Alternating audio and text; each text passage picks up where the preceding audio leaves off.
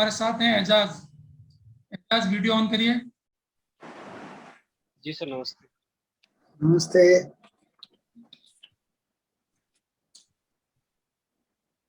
Hello. जी sir, नमस्ते sir. हाँ, एजाज जी, आप you came second time? Yes sir, आपके समक्ष sir. Good. You belongs to Haryana, नौहों में रहते हैं आप? जी सर। पहले भी आपका इच्छा अच्छा हुआ, इंटरव्यू हुआ था, मुझे ध्यान आ रहा है। अच्छा, ये एजाज जी एक बात बताइए, जकात किसे कहते हैं?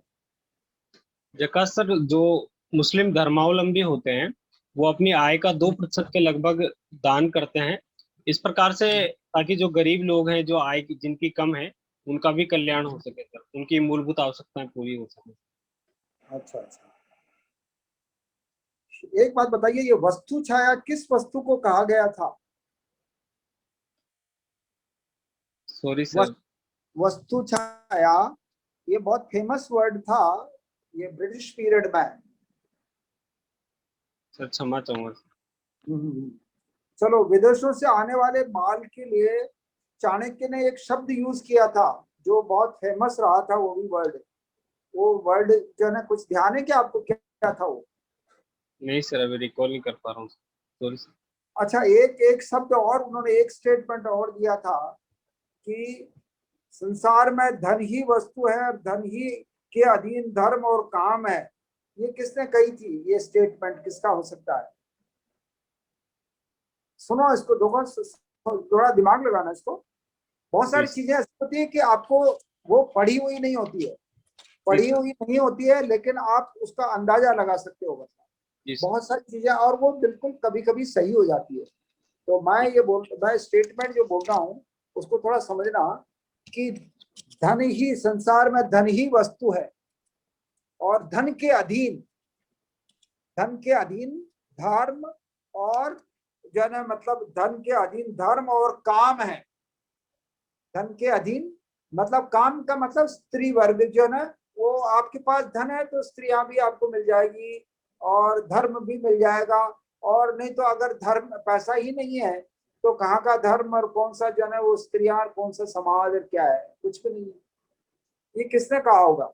सर, मैं दो नाम सोच पा रहा हूँ सर अभी इस संबंध में।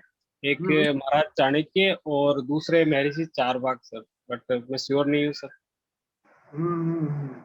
चलो, आपका जो है ना जवाब सही सही के आसपास है। कौटिल्य ने ये चाणक्य ने ही कही थी ये बात। जी सर। अच्छा, एक एक शब्द और आया है, केली को किस वस्तु के प्रयोग में लाया जाता है? केली को, किसके वस्तु के प्रयोग में लाया जाता है? Sorry sir. Poverty and un British rule in India, ये किसने लिखी थी?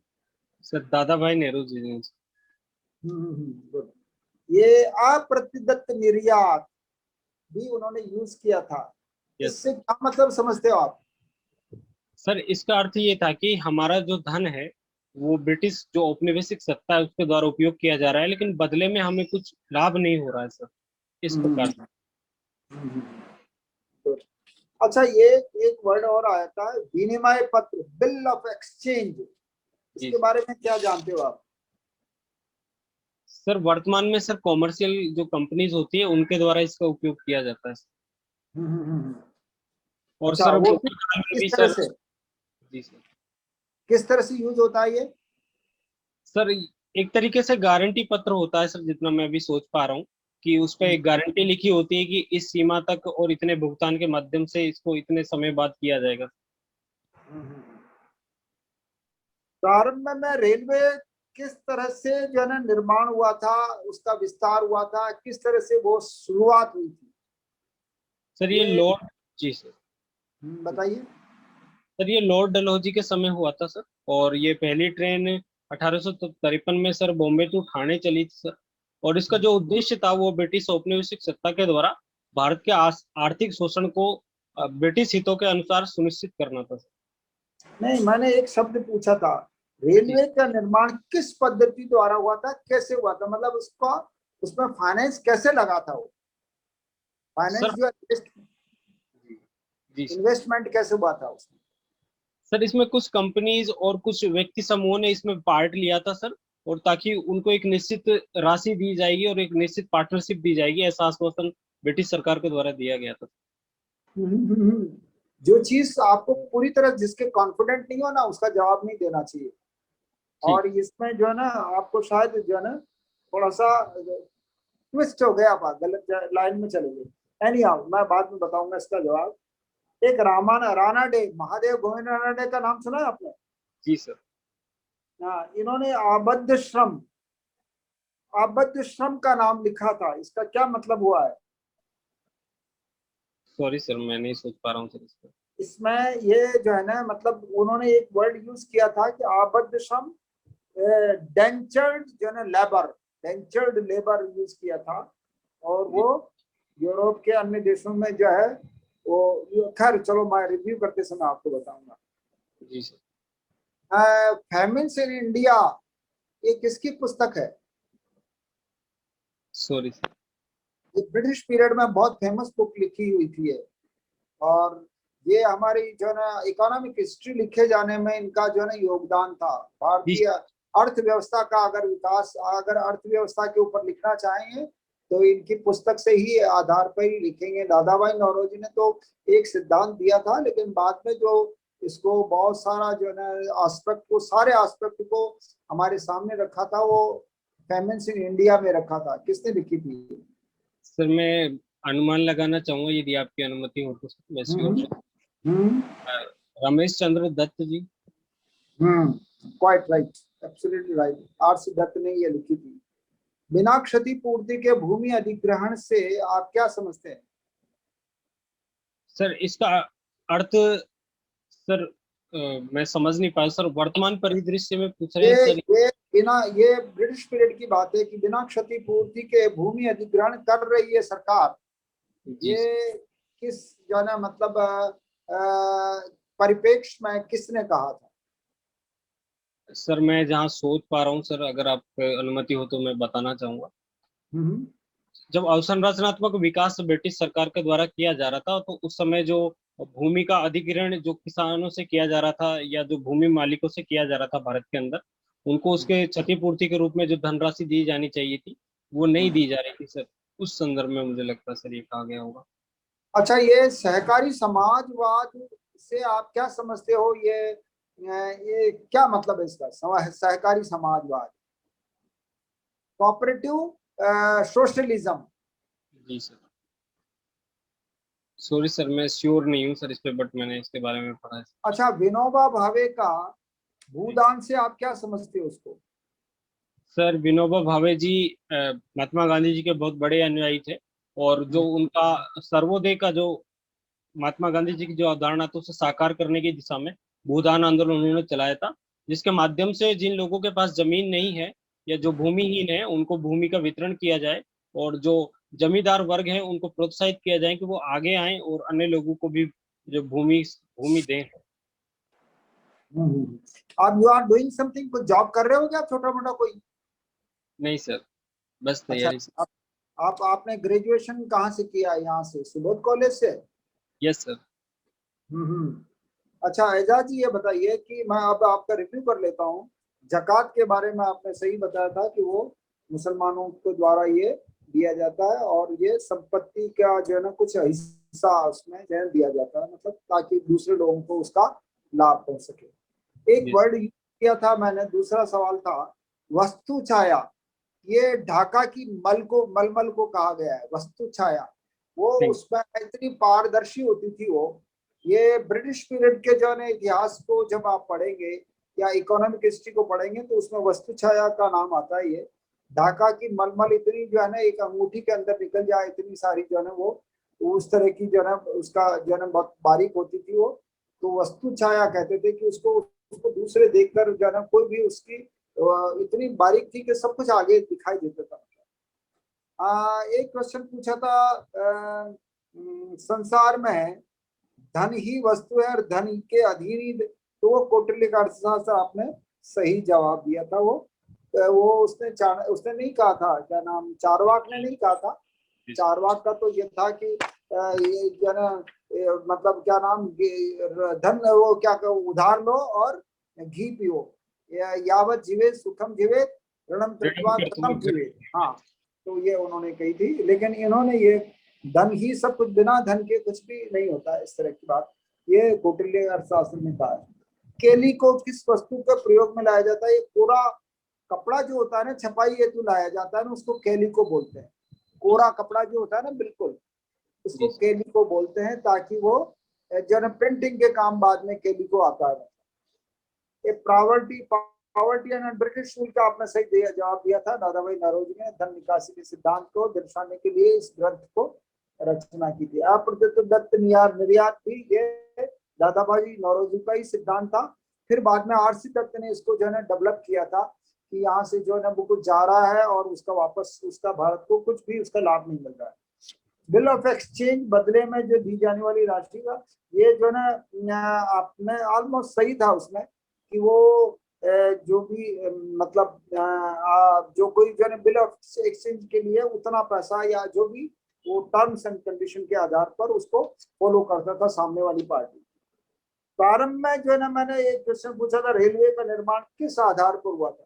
वो गारंटी प्रथा से हुआ था।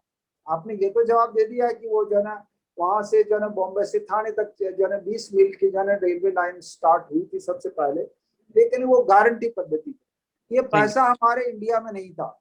इंडियंस जो है इंडियंस लोग पैसा जो है ना गरीब लोग थे यहाँ पर पहले, पैसा भी अगर थोड़े बहुत कैपिटलिस्ट रहे भी होंगे तो वो इस तरह की जो है हिम्मत नहीं जुटा पाए थे। और पैसा सारा जो है ना अमेरिका इंग्लैंड लंदन में चला गया था यहाँ का। और उन लोगों को उनको जो है पैसा वालों लोगों को अट्रैक्ट करने के लिए उन्होंने 5% की गारंटी, सरकार ने उनको गारंटी लिख के दी थी कि अगर आप पैसा लगाएंगे तो हम 5% की प्रॉफिट की गारंटी आपको देते हैं। तो वो जो है ना 5% जो है गारंटी के बेसिस पर ये जो है डेवलप हुआ था यहाँ की जो है वो आबद्ध श्रम अनडेंचर्ड जो है लेबर। ये जो है राणा डे का स्टेटमेंट था कि यहाँ से भारत से जो लोग जो है ना मतलब अफ्रीका से या यूरोप में जो ले जाए जाते हैं अमेरिका सॉरी यहाँ भारत से या अफ्रीका से, उनको जो है ना मतलब उनकी बहुत दुर्दशा होती है, उन्हीं के ऊपर उन्होंने महादेव गोविंद रानडे ने ये जो है ना इसके विरोध किया था। उस देशों का विकास कार्य तो में वो जो है ना लेबर ग्रुप मतलब लेबर काम कर रही है, लेकिन उनको कुछ दिया नहीं जा रहा, इस तरह का है उसमें। इंडिया जो है ना वो आरसी दत्त का पुस्तक है, और ये जो है ना उसमें सारी जो है हमारी जो है इकोनॉमी का किस तरह शोषण हो रहा है, उन्होंने इस ग्रंथ को पहले सबसे पहले उसमें दिखाया था, दर्शाया था। बिना क्षतिपूर्ति के भूमि अधिग्रहण से आप क्या समझते हो? ये एमएन रॉय का जो है स्टेटमेंट था कि यहाँ पर जो भूमि अधिग्रहण अंग्रेजों द्वारा कई बार इस तरह से ले ली जाती है, और खासतौर से आसाम में और एरिया में हुआ था ऐसा कि वो उनको जो है किसानों को कुछ नहीं दिया जाता। तो वो जो है इस तरह का एमएन रॉय का कथन था। ये मिश्रित सहकारी समाजवाद, ये मिश्रित इकोनॉमी का नाम, मिश्रित इकोनॉमी जो है ये मिक्स्ड जो है वो इकोनॉमी थी, जो कि इसी को जो है नेहरू जी ने शुरू में फॉलो किया था। और मिक्स्ड इकोनॉमी के विनोबा भावे का आपका जो है सही था कि ये भूमि अंदर ये 13 से 15 मार्च 1930 में ये विनोबा भावे ने इस आंदोलन को शुरू किया था। तो एजाज सिंह, आपने एक बात जरूर देखी मैंने, आपने वो आपकी जो स्टेटमेंट बनाया था वो जो है दिखाई नहीं दे रहा था उसमें कुछ भी, इतना जो है लाइट उसमें लिखा था, और उसकी फोटो भी जो है ना क्लियर नहीं थी। बार बार 2-3 बार देखना पड़ा उसको। क्षमा चाहूंगा सर। हाँ चलिए, I wish for the best, wish you best of luck. आप अच्छी तरह स्टडी और कीजिए। कब है आपका इंटरव्यू? 21 को। 21। अच्छा, good, wish you best of luck again, आपको बहुत शुभकामनाएं। Thank you so much.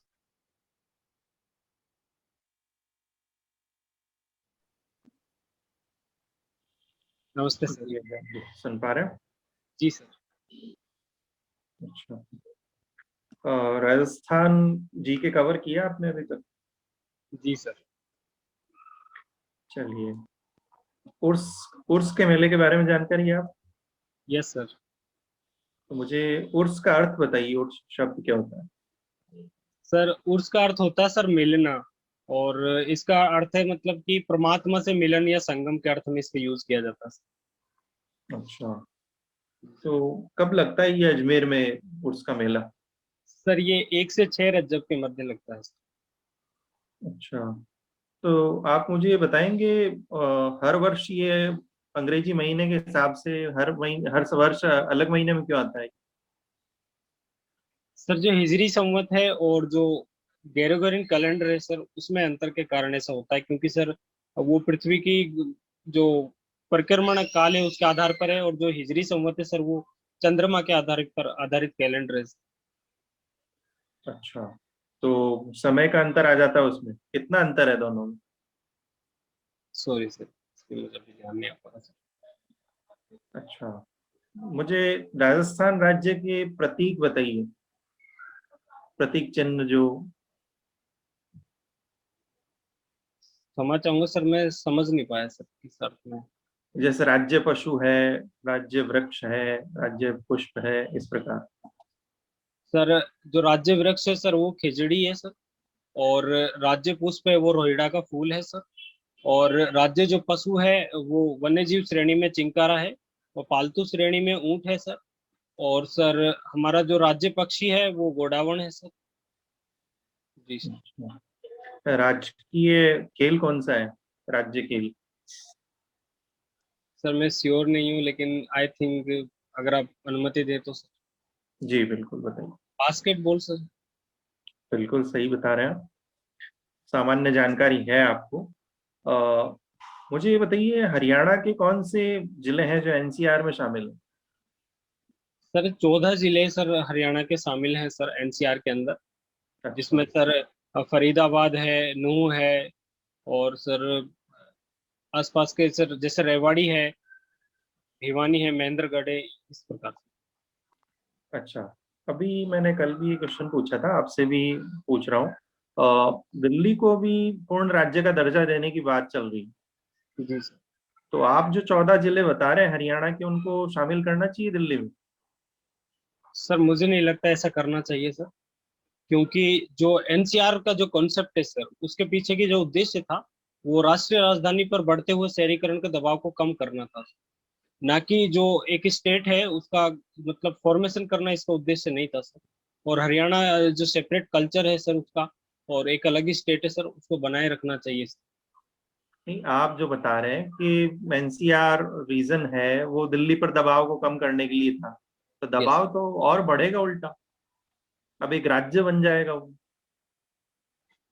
Sir, वो गवर्नेंस से जुड़ा हुआ विषय है सर, ये नीतिगत निर्णय है सर, और ये एनसीआर जैसा कॉन्सेप्ट है सर, ये बाद में भी बना रह सकता है सर, अगर पूर्ण राज्य का दर्जा दे भी दिया जाता है सर। अच्छा, तो आप इसके पक्ष में नहीं है? नहीं सर। चलिए, कोई बात नहीं। जैसे आप हरियाणा के मूल निवासी हैं, आपने राजस्थान में ये आरएस पद के लिए आवेदन किया है और इंटरव्यू तक पहुंचे। मैं जानना चाहूंगा, आपने किसी और राज्य सेवा में भी इस प्रकार का प्रयास किया है? नहीं सर, मैंने ग्रेजुएशन के पश्चात ही सर और आरएस का ही फॉर्म भरा है सर, अभी तक केवल इसी में अप्लाई किया है सर। और मैंने सर अपने 11वीं क्लास से ही सर ये निर्णय लिया था कि मुझे सिर्फ आरएस के अंदर ही जाना है ऐसा क्यों? सर। मेरी जो पूरी शिक्षा है सर वो राजस्थान में ही रही है सर, और मैं बचपन से राजस्थान में ही रहा हूँ सर, तो मेरा जुड़ाव सर राजस्थान की भूमि से ही रहा है, तो मेरी पहली प्राथमिकता आरएस ही है सर। अच्छा, मुझे ये बताइए, आप अफसरशाही और नौकरशाही में कोई अंतर होता है?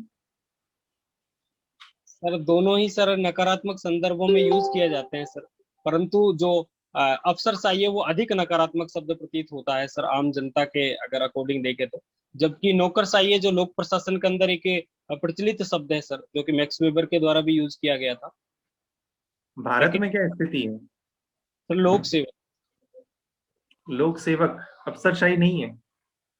सर देखने को मिलता है सर व्यवहारिक रूप से, परंतु सैद्धांतिक रूप से हम सब लोग लोक सेवक के रूप में ही मानते हैं। अच्छा, ज्योग्राफी सब्जेक्ट के स्टूडेंट रहे हैं आप, मुझे ये बताइए, मानसून पूर्व की वर्षा और मानसूनी वर्षा में अंतर करने के कुछ मानक अभी मैंने कहीं पढ़े थे, जी सर। बता सकते हैं आप? कैसे पता चलता है कि ये मानसून पूर्व की वर्षा है और कौन सी मानसूनी वर्षा है? सर मैं श्योर नहीं हूँ, लेकिन सर मैं बताना चाहूंगा आपको। बिल्कुल। सर 120 से 180 किलोमीटर प्रति घंटे की जो रफ्तार से जो हवाएं इसमें तेज हो जाती हैं सर, और जो आर्द्रता है वो बढ़ने लगती है सर, और प्री मानसून की वर्षाएं वो जगह जगह पर अलग अलग नामों के नाम से भी प्रचलित है। जो मानसूनी वर्षा है सर वो पूर्णतः एक अ, मौसमी सिस्टम है सर पूरी तरीके से, और ये छिटपुट रूप में देखने को मिलती है सर। जो प्री मानसूनी जो वर्षा है एक छींटेदार वर्षा के रूप में सर। अच्छा, न्यूज़पेपर आप पढ़ा कीजिए। एक सुझाव मैं अभी से ही दे रहा हूँ आपको, राजस्थान का कोई भी न्यूज़पेपर या आपको जो भी अच्छा लगता हो वो पढ़ें। उसमें राजस्थान का, नेशनल लेवल का, उससे क्या लोकल भी नॉलेज रहेगा आपको, और राष्ट्रीय स्तर का तो आप पढ़ ही रहे होंगे। जी चलिए सर। कोई बात नहीं, उसमें ये आई थी एक बार न्यूज़। मुझे ये बताइए, लॉकअप और लॉकडाउन शब्द सेम है या अलग? सर अलग अलग है सर। अच्छा, किन अर्थों में यूज होते हैं? सर लॉकअप का अर्थ सर मैं जहाँ तक समझता हूँ सर, किसी व्यक्ति को हिरासत में रखना, लॉकअप का यूज उसके लिए किया जाता है। लॉकडाउन सर एक एग्जीक्यूशन वाला निर्णय होता है, जो कि मजिस्ट्रियल जिसके पावर्स होते हैं जिसके पास, उसके द्वारा इम्प्लीमेंट किया जाता है। अच्छा। एक और क्वेश्चन, शराब तस्करी के बारे में देखिए। अभी सामान्य राजस्थान की स्थिति देखें तो राजस्थान से जो शराब की तस्करी होती है वो हरियाणा और अलवर, इस जी साइड से एक मार्ग ये ज्यादा चर्चा में रहता है तस्करी को लेकर, और इसके पीछे बड़े प्रभावशाली लोगों का भी हाथ रहता है। आपको अगर डीवाईएसपी अलवर जिले में जी सर। किसी क्षेत्र में तैनात किया जाए तो कैसे रोकेंगे आप शराब तस्करी? सर मेरी पहली प्राथमिकता तो होगी सर कि एक लोकल नेटवर्क विकसित किया जाए वहाँ पर, जो कि क्षेत्र की जो ये छवि धूमिल होती है सर, उससे कुछ लोग जरूर निश्चित तौर पर उससे चिंतित होंगे। वो लोग सहायता करें प्रशासन का सर, और लोकल स्तर पर हम कुछ ऐसे लोगों की पहचान करें जो कि इनकी विजिलेंस तरीके से, इनकी जो संदेहास्पद व्यक्ति हैं उनका, उनकी एक तरीके से उनकी गतिविधियों का ध्यान रखें सर, और जब पुष्टि हो तो उस पर उसी ऑन द स्पॉट तरीके से उनको पकड़ा जाए सर, तो अधिक आसानी होगी सर उनको, उनके न्याय प्रक्रिया को आसान बनाने में सर। अच्छा, तो राजस्व की हानि को छोड़ दिया जाए तो बहुत गलत चीज है ये तो। लोग क्यों करते हैं तस्करी जानते हुए भी? जी सर बिल्कुल सही कहा आपने कि राजस्व की हानि को छोड़ दिया जाए तो बिल्कुल गलत है, और भारतीय संविधान भी इस बात के लिए राज्य को अनुदेशित करता है कि इस पर रोक लगानी चाहिए। जहाँ तक सर व्यक्तिगत स्तर पर है किसी व्यक्ति के शराब में इन्वॉल्व होना, तो उसका एक बड़ा कारण ये है कि सर शराब तस्करी के माध्यम से एक मोटा मुनाफा उनके हाथ लगता है सर, जो इन्हें उस ओर आकर्षित करता है सर। अच्छा, एक अंतिम प्रश्न। सरकारी कार्यालयों में बहुत ज्यादा अनावश्यक व्यय आपने देखा होगा, जैसे जी बिजली है, पानी है, और पेपर्स हैं, अदर जो संसाधन है उनका व्यय आप देखते हैं कि मितव्ययतापूर्ण उपयोग नहीं होता उनका।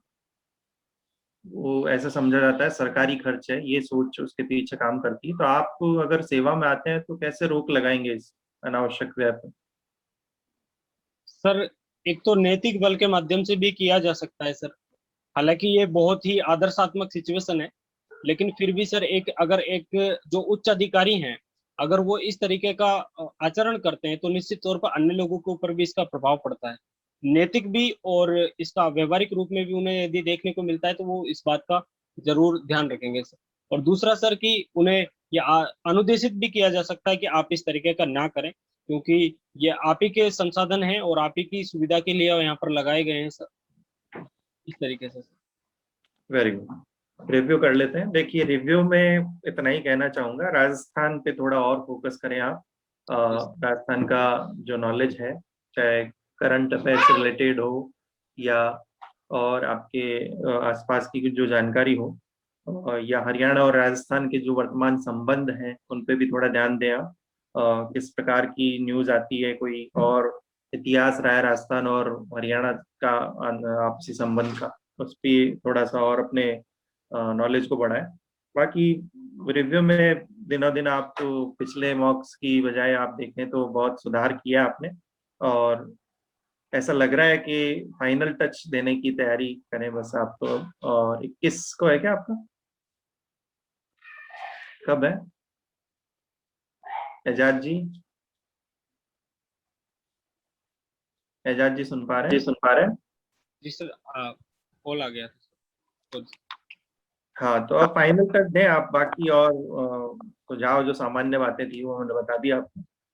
बहुत अच्छा आपका प्रदर्शन है, आत्मविश्वास दिनों दिन आपका जैसे बढ़ रहा है उससे यही लग रहा है कि आप एक सिलेक्शन देंगे हम। थैंक यू सर, आपकी बातें धरातल पर उतरे सर, यही आशा। जी, शुभकामनाएं आप। थैंक यू सर, धन्यवाद आपका। ओ, जी सर।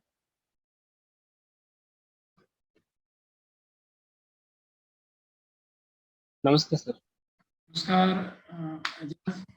मनीष जी, अभी वीडियो बंद कर दो, मैं बोलूं तब आप ऑन करना।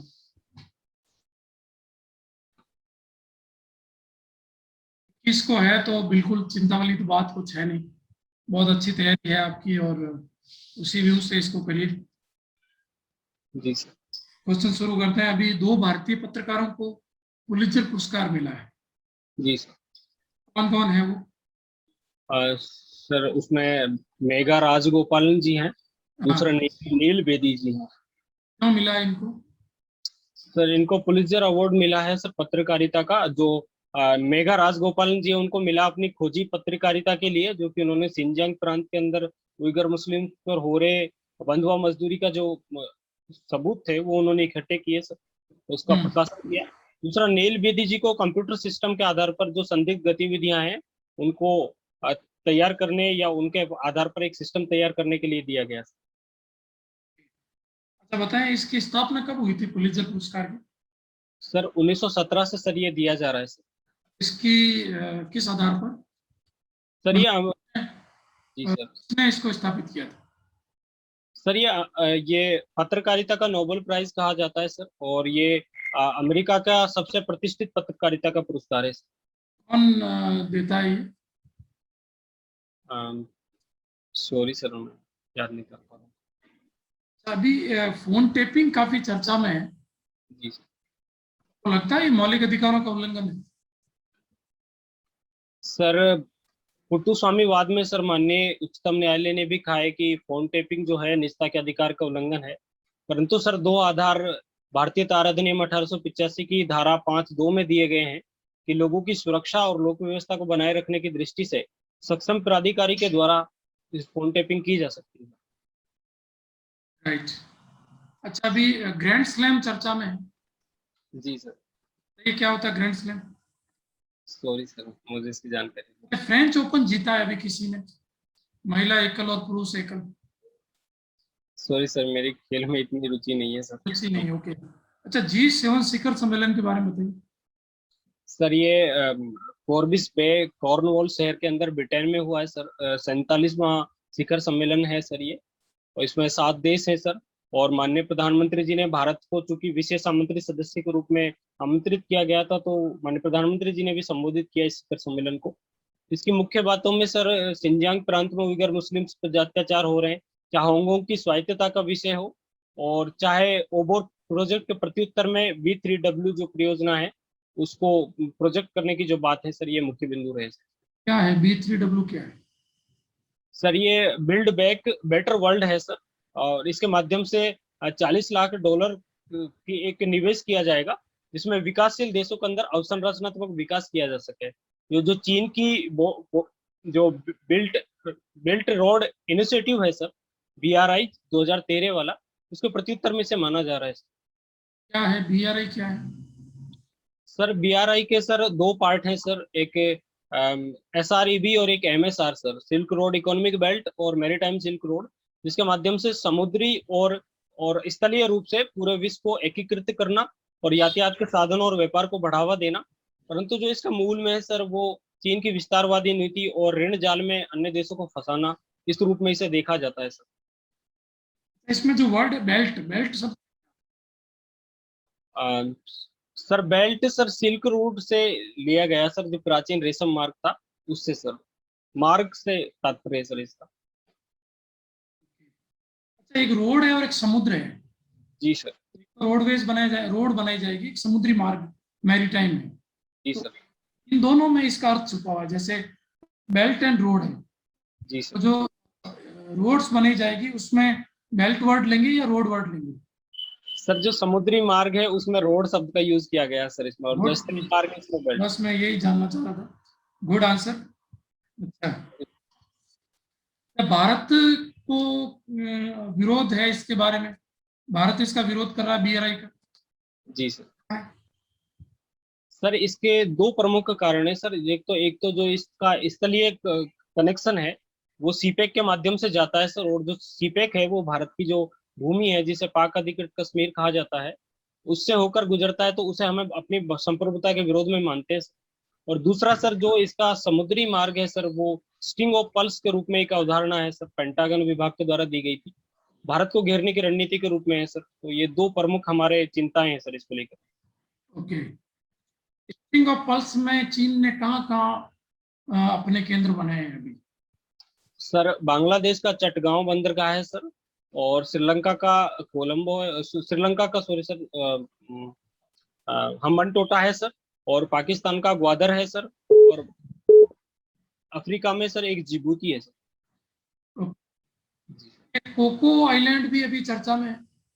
जी सर, म्यांमार का है सर।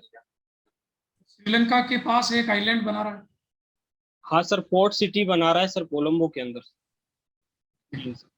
क्या पोर्ट सिटी पर चीन का अधिकार होगा या श्रीलंका का होगा?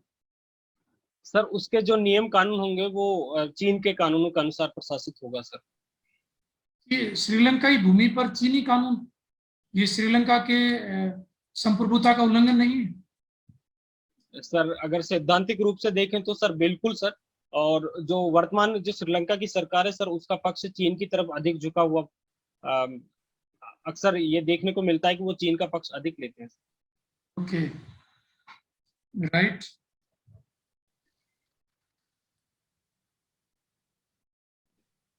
इजराइल और फिलिस्तीन विवाद का क्या कारण है? सर ये मूल कारण 10 मई की घटना है सर। शेख जर्रा का जो मुस्लिम परिवार थे सर उनको निकालने का जो सुप्रीम कोर्ट जो इजराइल का था उसमें केस लंबित था सर, और जो मोसाद इजरायली जो खुफिया एजेंसी है उसका कहना था कि जो मस्जिद अल-अक्सा है उसके अंदर विरोध प्रदर्शन करने वाले लोग पत्थर जमा कर रहे हैं। जो 10 मई के दिन जो मार्च निकाला जाता है सर यहूदियों के द्वारा, इजराइल मुक्ति दिवस के रूप में जो मनाया जाता है, उसमें वो पत्थरबाजी करने वाले हैं। तो इसको लेकर सर मस्जिद अल-अक्सा के अंदर इजरायली पुलिस गई, तो दोनों में हाथापाई हुई सर। उसके पश्चात सर हमास और इजराइल के मध्य संघर्ष की शुरुआत हुई। राइट, राइट आंसर, गुड, बहुत अच्छे आंसर है एजाज। रिव्यू कर लेते हैं। व्यक्तित्व के तौर पर बहुत अच्छे प्रेजेंटेशन, शब्द चयन, भाषा शैली बेहतरीन, और नॉलेज भी बहुत अच्छा आपका, ज्ञान पक्ष करंट में बहुत अच्छी पकड़। बस एक दो क्वेश्चन आप नहीं बता पाए हो, जैसे फोन टेपिंग पे आपका उत्तर बहुत अच्छा था। ग्रैंड स्लैम जो टेनिस टूर्नामेंट है, 4 टेनिस टूर्नामेंट को मिलाकर ग्रैंड स्लैम कहा जाता है, और ये चारों टेनिस टूर्नामेंट वर्ल्ड लेवल के सबसे बड़े टेनिस टूर्नामेंट्स हैं, जिसमें सबसे पहले जनवरी में ऑस्ट्रेलिया ओपन होता है, उसके बाद में मई जून में फ्रेंच ओपन होता है, विंबलडन होता है जून जुलाई में, और उसके बाद में US ओपन होता है अगस्त सितंबर में। ये हर चारों सीरीज होती है, इन चारों को मिलाकर ग्रैंड स्लैम टूर्नामेंट कहा जाता है। Thank you sir. तो लेटेस्ट में जीता है, पहली बार एक महिला लड़की ने जीता है, चेक रिपब्लिकन की बारबरा क्रोजिकोवा ने। पहली बार नोवाक जोकोविक जो लगातार 4 साल से फ्रेंच ओपन जीत रहे हैं, उनको हराया है। सर्बिया के राफेल नडाल जीत रहे थे, उनको हराया सर्बिया के नोवाक जोकोविक ने। ये थोड़ा सा एक जो चर्चा में रहने वाले खेल के कुछ है, उनको आप, खैर अभी इतना टाइम नहीं है, पर ये इन दिनों का चर्चा का मुद्दा रहा। बाकी ओवरऑल वेरी गुड, लगभग 85% के आसपास आपके उत्तर हैं, और बहुत बहुत शुभकामनाएं, और आई होप कि 13 के बाद हम एक RS अधिकारी से ही मिलेंगे। थैंक यू सर, आपका आशीर्वाद चाहिए। ओके, शुभकामनाएं। Thank you so much. Gautam sir हमारे साथ आज के अंत